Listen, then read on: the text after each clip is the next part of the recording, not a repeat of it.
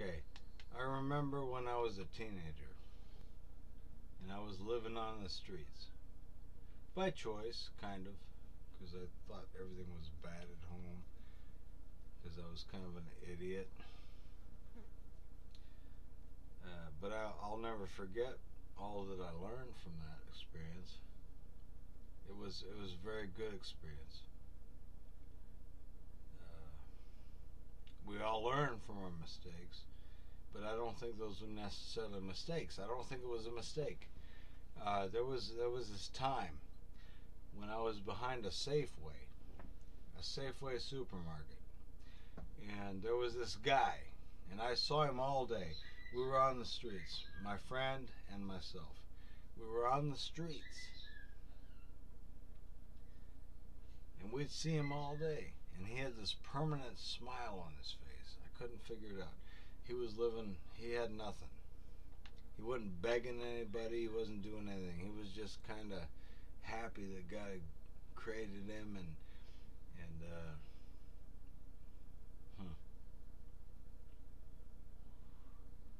he didn't complain about anything. I was seeing him all day when the sun was shining. Well, it came close to evening time, and we were all out there because I had eaten very well from dumpsters in the past. They'd throw the day-old food away if they didn't have trash compactors, which are a terrible thing, actually. And they'd throw the day-old food away. And so we were digging through the dumpster.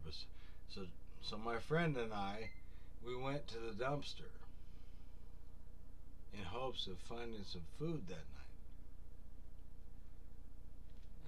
Being on the streets and all, right? So this guy was there, this smiling guy that was there we saw him all day, like I stated earlier. And he was picking out all the lettuce and all of the greens that they had thrown away that were a little bit wilted but not too bad. And then this old woman came up. I mean, she must have been about 80 some years old. She come pulling up with it. She had some kind of walker or cart or something. And it's been a long time, so I can't remember exactly what she was leaning on, but she had a way to haul things off. And she came up to the dumpster, and she looked at the man that was always the smiling guy and said, "Is there anything left?" He was still smiling. He had a permanent smile on his face. I'm not sure he wasn't an angel, to tell you the truth. And he didn't say yes or no, but there was nothing left. And all that he'd gathered out of that dumpster, you know what he did? He put it in her cart, her little strolling thing, whatever she was strolling along with. He put it in her cart, still with a permanent smile on his face. And I'll never forget that. Now, my friend and I, we were still hungry. Ultimately, we went behind a Taco Bell downtown. We walked a long way, and somebody had dropped some elephant wings or whatever the hell they are, the chips that have the cinnamon and everything, and somebody dropped them by the glass elevator that existed downtown, and we picked them off the sidewalk, and that's what we ate that night. So we were able to eat something.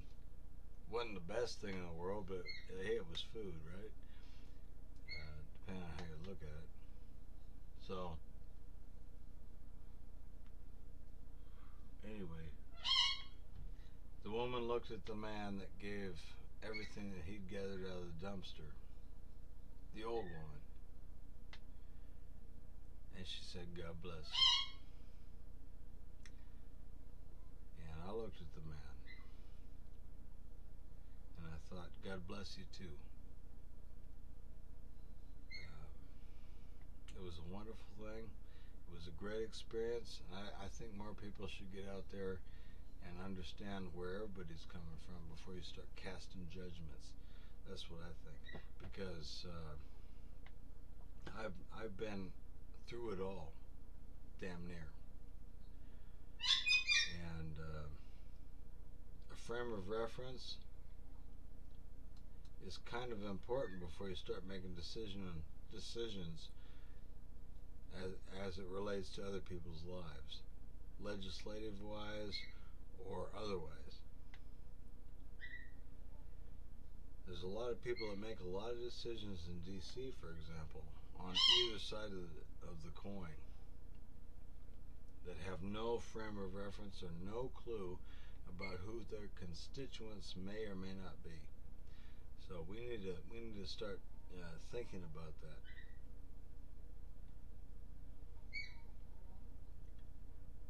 And whenever anybody out here who hasn't gone through such things whines about silly things like this or that, really?